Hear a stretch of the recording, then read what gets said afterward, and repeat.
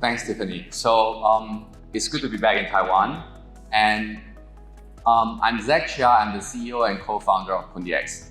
We have been building PundiX since 2017, and our motto is actually to allow people to buy crypto as easy as buying a cup of coffee. So that's our 2017 motto, and we have been building since. So what it means is that we actually allow physical infrastructure for people to buy and sell crypto and also use crypto to buy different items.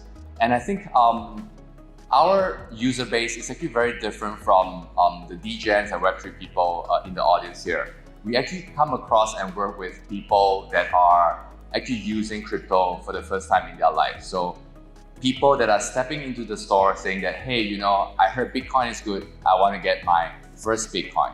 And we also work with people that are going into a store and say, hey, I have Bitcoin. I bought it since 2015. And now I want to buy my car using Bitcoin. So that's PundiX objectives since 2018, 2017, and we also have a token back from before.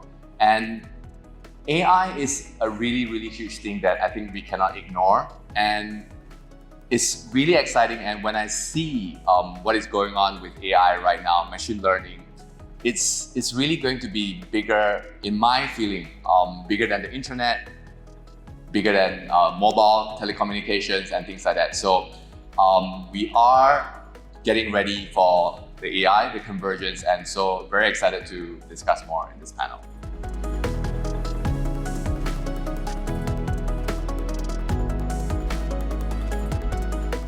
Sure. So I think recently I attended a event with academia, which is like the people really studying about science and trying to figure out, how protein cells are developed or how elements are being built. So what struck me in that conference is that they're all from academia, so like professors, postdocs. What struck me in that conference is that every one of them, regardless of what they do, is discussing about AI. So they actually called their conference AI for Science. So I think what I'm trying to get across is that no matter what we do in Web3, whether it's NFTs or financial payments like PundiX or telecommunications, AI will permeate into our industry. And I think the onus is on us to actually prepare ourselves for AI. So when it comes to payments, one thing that we realize is that when you talk about payments and AI, the thing that flashed to most of the people's mind is how can I make money if I have AI, right? I mean, if you have finance and AI, that's the first thing that comes to a lot of people's mind. And I think that is already happening, whereby people, traders, bots are using AI to beat the system. So I think we need to build a better system so that we can embrace AI and also prevent people from using AI to kind of like attack the system. So that's what we are trying to do right now.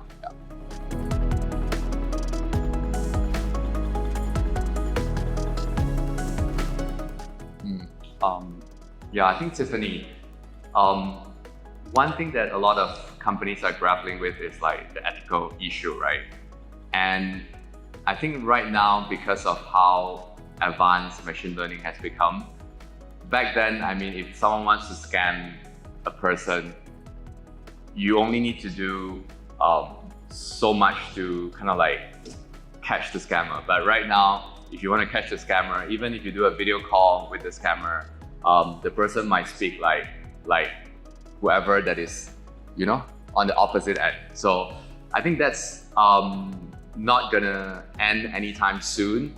And what I think small companies or big companies need to do is actually to try to integrate AI as fast as possible so that we don't lose out on the other end. So take, for example, for PundiX, we deal a lot with people that are going to a store, physical location to buy their crypto, spend their crypto. So with that, I think AI actually plays a very important element, how to identify the person, how to make sure that the person is real, and also how to kind of like simulate the transaction before it happens. So I think right now in the Web3 space, there's also a lot of like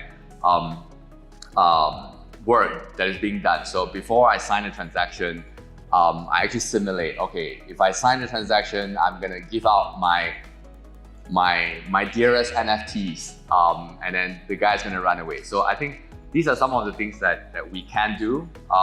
And of course, by the end of the day, people say that the weakest link is always the human, right?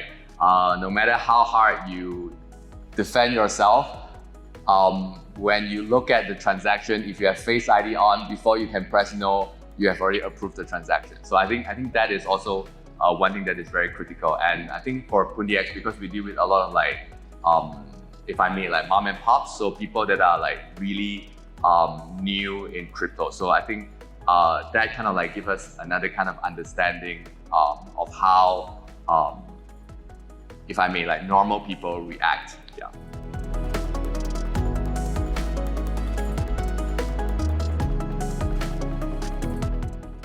Sure. So, okay, like for example, in Web3, right? I mean, audience over here, when I say, let me send you my ETH, maybe the person will say, okay, sure. What address? Which chain? So it's, I mean, if you say that to someone that is like, by the streets, or maybe your parents, if they're not into crypto, that is like totally unacceptable, because it's like you're talking to an alien, or they're talking to an alien. So I think we need to like really try to understand what the person on the other side wish to have. And I think for Web3 companies, implementing AI is also very similar. Like when we want to tackle like the DA layer, maybe a person really wants to adopt AI and put certain data onto on-chain. But when we deal with like people that are not native into Web3 or AI, I think the approach has to be very different. Yeah. Of course, incentivizing people with tokens is great. I mean, WorldCoin has like 2 million people onboarded, but I think what is beyond that is a question that if we can solve will be very meaningful.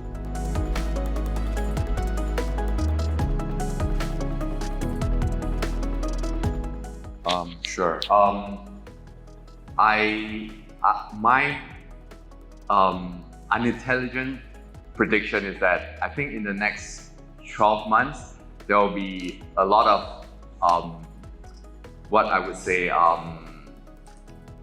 nefarious activities by bots or by traders that are using AI to profit from the Web3 space. So I think that when you combine AI with Web3, I think it's a double challenge, because first you need to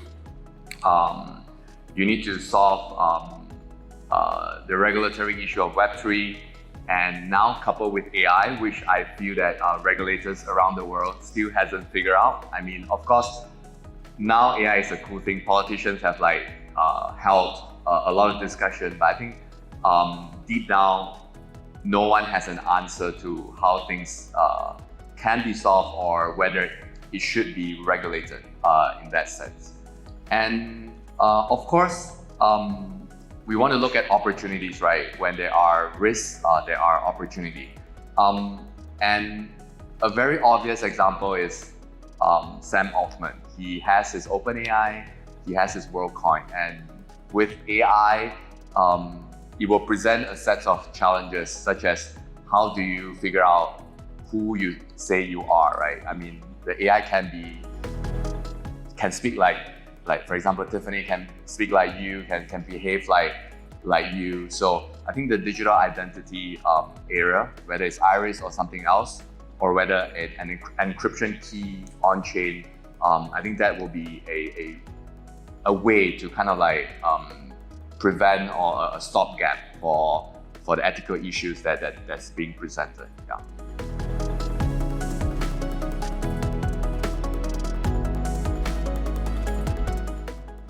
Yeah. So I think for Singapore, I think Jensen Huang said something interesting in an event in Middle East, right? He said that every country will want to have their own sovereign AI. So I think that is a very interesting, a very unique opportunity. And I think for Singapore's case, the government has launched what we call Sea Lion, which is a local machine learning that is suited for Southeast Asian environment. Obviously, Southeast Asia is really big. There's like so many languages, but I think that is something similar to what Luke has said, right? We will also use several languages in a sentence. So I think that is something that I see from the government side. Yeah.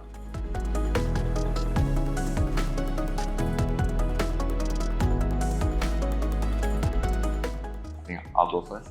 So yesterday I spoke to someone that is running a DEX, everything on chain, and he seems to present it with a very pessimistic picture. He feels that his DEX is the leading DEX on the layer 1 that he's running on, or layer 2. He presents a pretty morbid scenario whereby he feels that he will have to spend a lot of time defending himself from AIs that are really smart, and his traders have to kind of like ring fence themselves. So I think that is the challenge that we will all face, maybe starting with very on-chain things like on-chain wallet and on-chain DEX, obviously. On the opportunity side, I would say that there are 4 elements of AI. One is compute. Of course, you don't really want to challenge NVIDIA. The second one is big models, which is also really, really hard. But I think the third and the fourth, which is AI agents and also data sets, are something that companies can go into, especially data sets. I feel that data sets is something very, very interesting, because right now all the AI companies are lack of clean data to prevent hallucination.